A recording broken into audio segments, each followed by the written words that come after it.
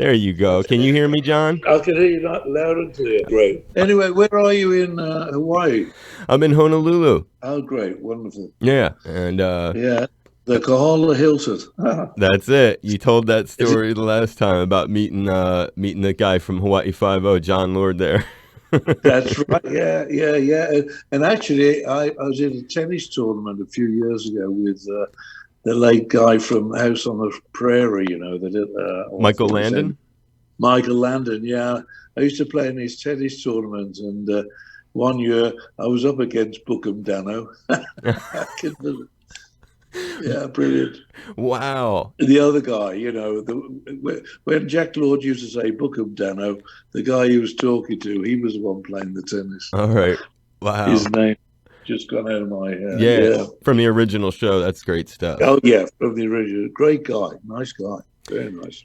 So we're thrilled today. We're welcoming back, it's All Things Considered, HPR. I'm Dave Lawrence. We've got a Rock and Roll Hall of Fame member, John Lodge from the Moody Blues. This is a bassist, songwriter, and vocalist who was with us last year, and he's back. He's sharing his experience with us in these crazy times, as he puts it, and that's the name of his new tune he's written about the pandemic and these unusual times we're going through. But as we'll hear, it's an unusual tune in other ways because the virus created a cast of characters that includes both his wife and son, a member of the band Yes, John Davidson joining them, recording remotely, of course, and we'll hear all about it. We're warmly welcoming back our friend from the legendary Moody Blues, the equally legendary John Lodge. Thank you so much, John, for doing this, brother. Thank you very much, Dave, for the interview, and hi to everyone in Hawaii. One of my favorite places in the world. That's right, brother. That is right. And you had great stories the last time you were with us. So first of all, let's set the stage. Brother John, where are you right now? And is this where you have been since the crisis started? Yeah, I finished my tour of America on March the 9th up in Boston. I flew down to Naples, Florida, where my son lives and his wife and my grandson. And my wife was down there waiting for me so we could have a couple of weeks vacation before I went back to the UK because I was doing some concerts in the UK. I was going back to the UK for the 50th anniversary of the Isle of Wight Festival. And then sort of 4 days later, after March the 9th, suddenly March the 14th comes along and I'm in lockdown and have been ever since, And at first, no one knew what was lockdown going to be about. But I suddenly realised, for 4 weeks it was just my wife and I in our home here. We've got a condominium here, and we were and I'd gotten, except my guitars and my bass, I didn't have any equipment at all, because this is just a place I come to see my family, and so I had to go out and get an Apple computer, some power speakers, keyboards, some microphones. And I thought I'd better start just being creative, and spend the time wisely. And eventually I wrote this song called In These Crazy Times. And I suddenly realized I'm on my own. How on earth am I going to get anyone to do any of the backing vocals?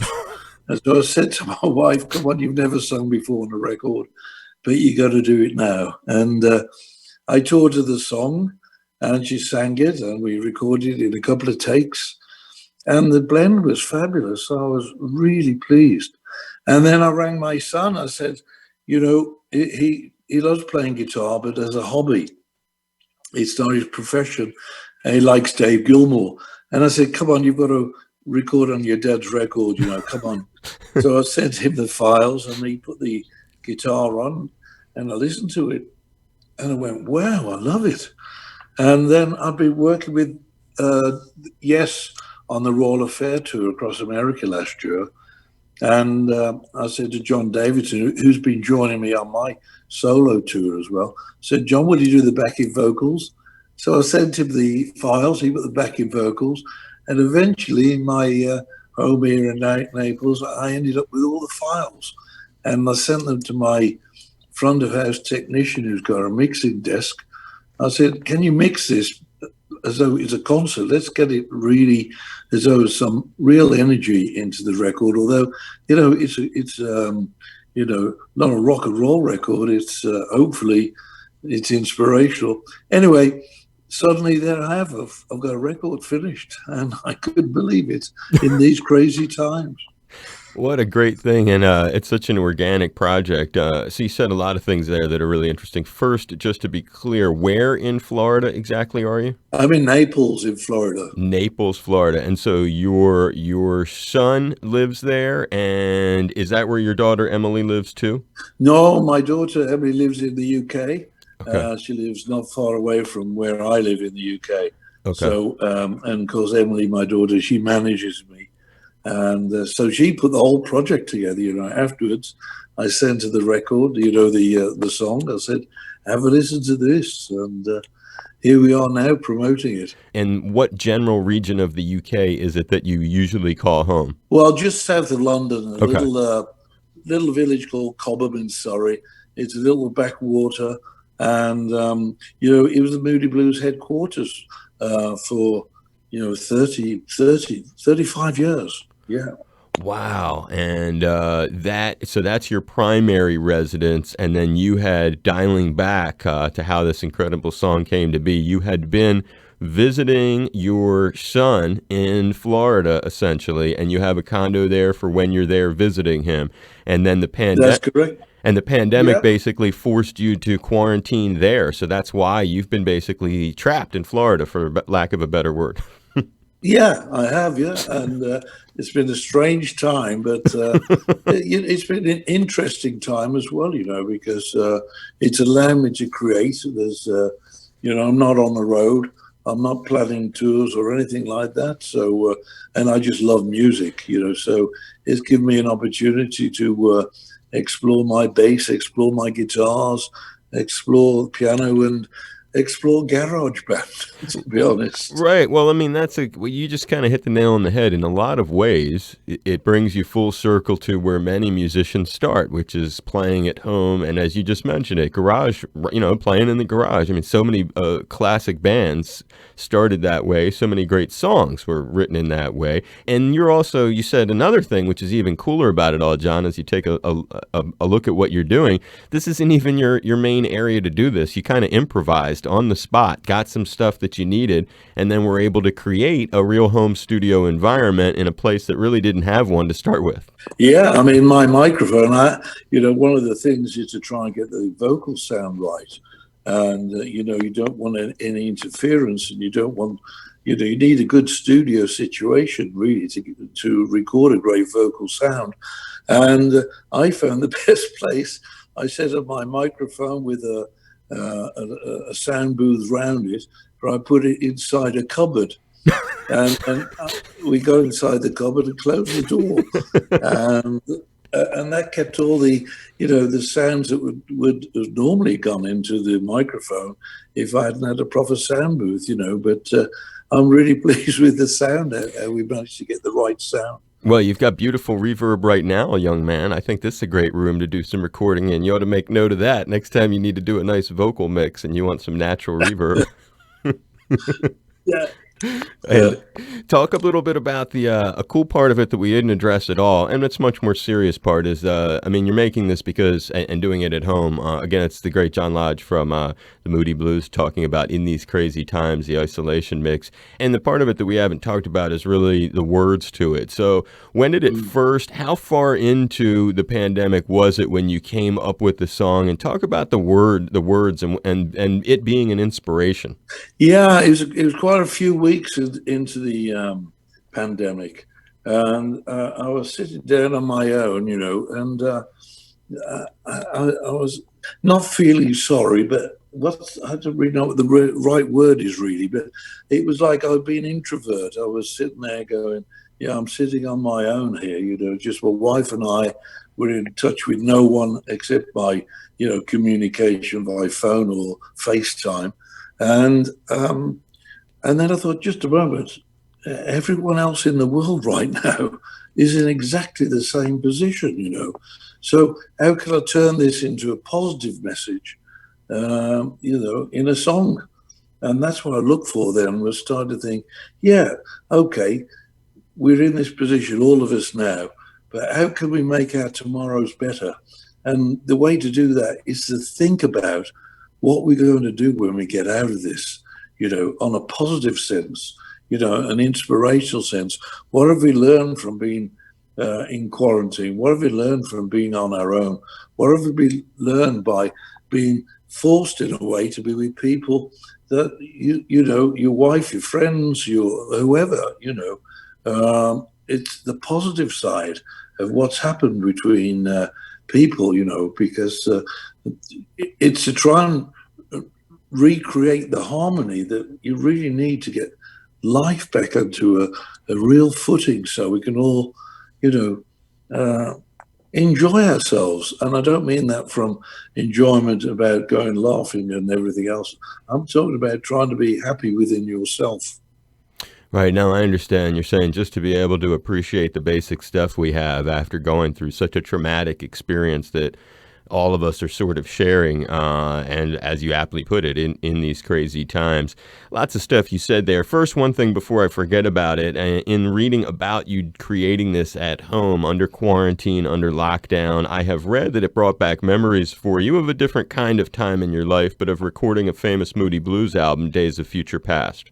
Yeah, I mean, when I was here, sitting down, playing on my own, and I sort of backtracked really to the time of Days of Future Past. We went in the studio and we'd asked the record company if we could have the studio 24 hours a day for a week. No one had ever asked for that before, because recording in those days, you did sessions, 3 hour, 4 hour sessions. Right. But we wanted the studio non-stop. So at 2 o'clock in the morning, if we had an idea, we could go into the studio and record. But also it meant that if you were in the studio on your own, I mean, the studio is a huge place, the Decca Studios in London. If you're in the studio on your own, you could be there at 2 o'clock in the morning, working out a chord sequence or working out an arrangement of a song you've written. And it was having this space, which was really important, without interference. And I think this is what happened here when I was being creative in my, under lockdown. This is a forced one, Right. as when we did Days of Future Past, wasn't forced one, but it's the same thing. There was no interruptions, and it gave me a space. It gave me the moment in time to be able to explore what I'm trying to do. And so the other thing that came to mind when you were first talking about the inspiration for the song and sort of thinking about, looking towards the future with a positive light, hoping for those days when we have a world that we can go back out into with a little bit more safety. Do you go out at all right now? And where do you go if you do? I don't. If we go out, it's only for very basic stuff. Put the mask on, got my spray, and have to go to a supermarket occasionally, but that's it. Right. I don't really go out. I go out on a bicycle to try and keep fit. We've got some really nice, safe cycling zones here, which works out well. You're not seeing anyone, and so that's pretty safe.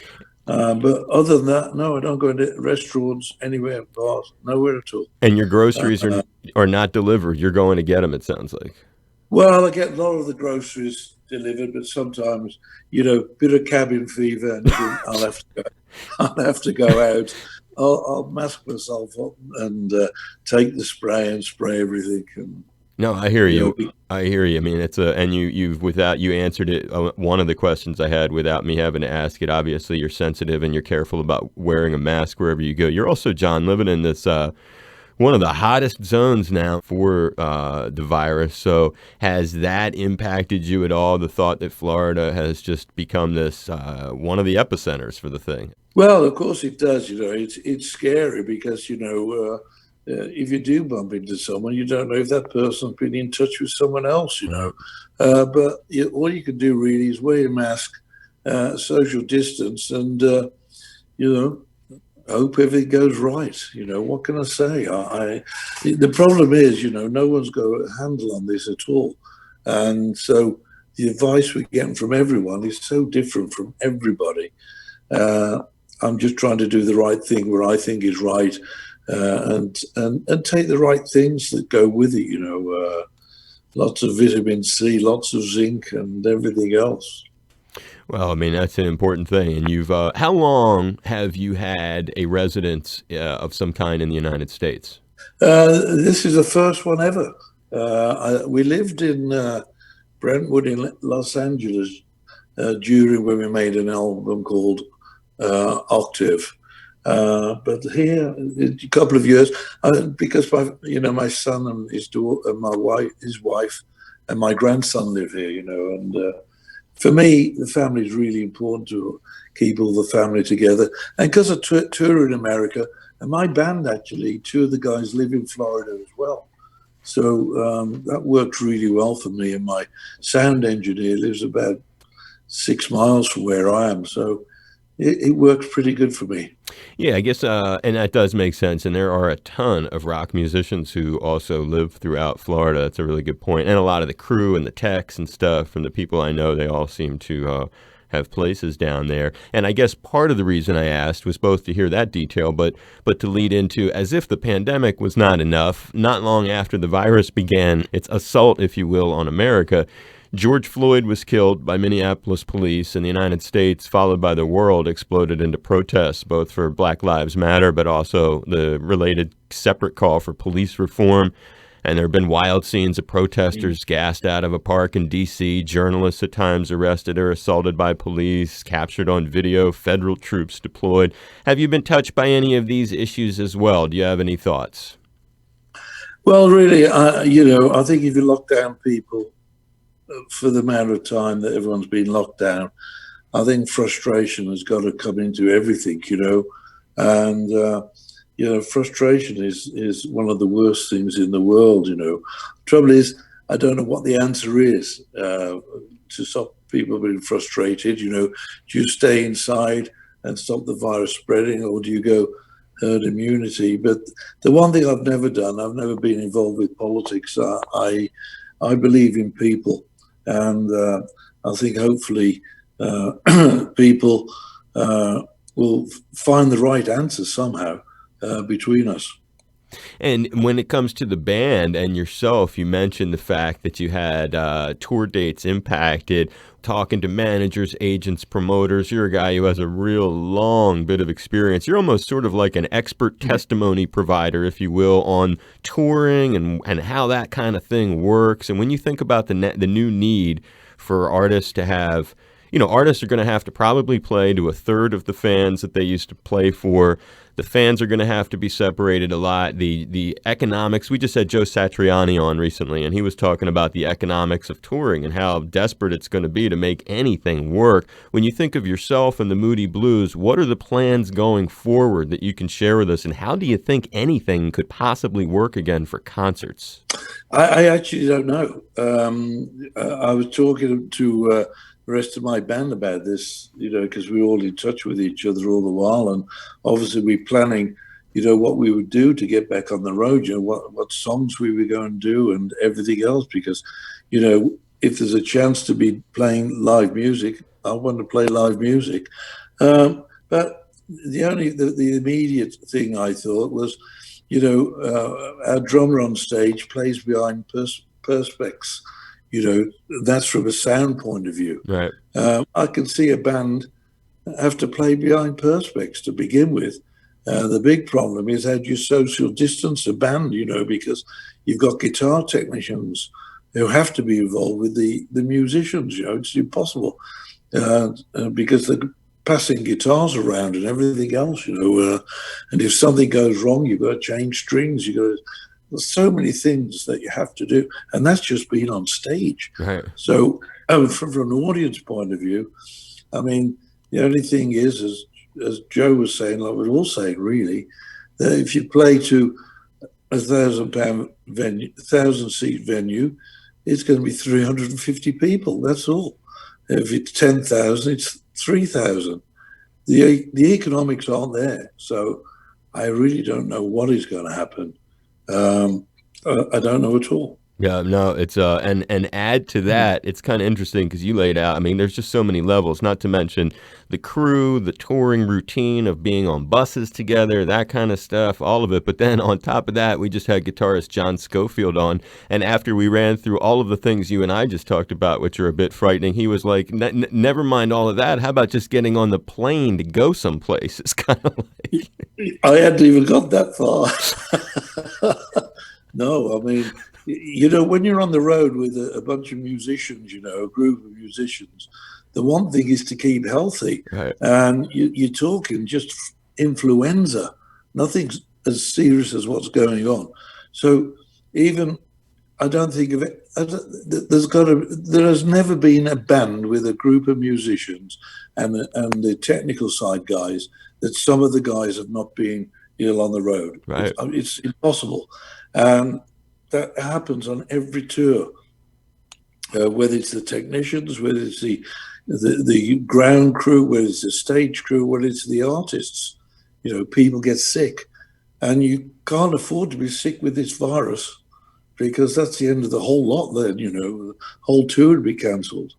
No question, and also that's great that you've been staying and not a surprise really that you've been staying in touch with the cats in the band. But on a semi lighter note, have you gotten any feedback from either the cats in the Moody Blues or the rest of the musicians you work with, or just other peers you're friends with about your new song? Yeah, I'm having a great time with the song. It's I don't know. I hope everyone's really relating to it because I'm getting such fantastic. I don't know what the word is really reaction to the song. I'm getting fantastic reaction, and I did have a lot of communication from a lot of friends, musician friends, and just friends in general, and a lot of them have said you seem to have nailed it and put it to get put on record a bit of history that's this period of time. And nothing from Justin or Graham in particular. No, we never do that. We've never ever done that between each other. Okay. Never. Even when we have our high, the biggest successes and everything, you'd never say to the other guy, "Hey, that was great." No, because I think when we were in a band in the Moody Blues, and whoever wrote the song, it was irrelevant. What it was a Moody Blues song. Right. So we all took pride in the success and the how people reacted to the song. We all took pride in it, and we'd be pleased in that song making what it was. So we've never ever done that. Yeah, no accolades are for people who want medals. Yeah, listen to you. That's a great man. Well, you're humble and easygoing cat. I like that kind of answer. Where are they? Where are the Moody Blues guys staying right now to be safe? They're in England. Well, Justin's in Monaco, and Graham's in Florida as well. Unfortunately for him, but he stayed safe. And Mike Pindler is, Mike hasn't been in the band for a few years now, Right. but Mike's safely in. Well, I hope he is in California. I spoke to him just recently. So, yeah, everybody's trying to do what they can do, I think. That's neat that that Justin's in Monaco. We just had because as you may or may not know, a few artists have come up with new music during this time, and one of them is John McLaughlin, a great guitar player. He's in Monaco as well, recording. So it's neat how that goes back to the '60s with us and everyone. yeah, Brilliant. you got to remember him, right? He's from Mahavishnu and Miles' band. He's done. We did some concerts with them in London. I think the London Festival Hall, I think it was called. Wow. Many years. Yeah. Wow, that's super cool. Yeah, so nice to know Justin's in the same city and doing that stuff. Finally, before we wrap it up, you're a man of faith. When you think about people who are tuned in now, a lot of people obviously struggling here too. I don't have to tell you Hawaii has been hit dramatically by this thing, as many parts of the U.S. Have. Has your faith played a role in this time, and is there any kind of like word from the heart in terms of inspiration, that things that have helped you to get through this time that you could share with anybody? For me, it's just having the faith, as a Christian, and I suppose, if you have faith in whoever your God is, I suppose, you've got to have that faith and believe. Believe in it. Believe in yourself. Don't worry. There's going to be lots and lots of television. There's going to be lots of newscasts. There's going to be lots of things that are going to try and divert you off it. But I think if you keep faith in what you believe in. For me, that is what's got me through life anyway. Well, it's been a pleasure to get you back on the show. It is from the legendary Moody Blues, John Lodge, bassist, songwriter, vocalist, guitar player. He was with us last year. He's back with a new song that he has aptly named In These Crazy Times. And it's his way of contributing both something inspirational, but staying busy there with your new home studio setup there in Florida. Is this the first time you've recorded there too? Is that another first for you, Mr. It's absolutely the first, yeah. And this is what I've been doing. I've really got into it, and I've found a lot of things that, and I've made the whole record. I'm really pleased with that, and I'm really pleased, with the result. There's an atmosphere, for me, there's an atmosphere on the song, on the recording that I'm really pleased with. It's great that you've been able to find yourself there, and it does sounds like a pro recording. Next thing you know, it'll be like the new Abbey Road. You're going to have everybody lined up wanting to get to your garage, that magical garage. I'm not going to paint what I don't know whether you call it that. I'm not going to paint a zebra crossing outside. You never know. You could charge a little bit to stand in it. You have a little additional revenue, is what they call on that. Yeah, it'd be good fun. Aloha, this is John Lodge of the Moody Blues. Don't even think about touching that button. It's members supported Hawaii Public Radio, and never have we needed a good source of information like right now. And we tune to my friend Dave Lawrence. Please make a pledge and thank you. Giving you a hug and a high five. I hope this kept you reasonably interested, Brother John. It really did, Dave. Yeah, thank you very much indeed. And I'm glad we got this together because I was looking forward to talking to you and talking to Hawaii. And so I'm glad we got this together. We did. And from 6 feet away, I bow, I give you a virtual hug and a high five, and I wish you nothing but good luck for you and your loved ones. Please stay safe, my brother. Thank you very much, Dave. And you stay safe. Aloha, man. Aloha.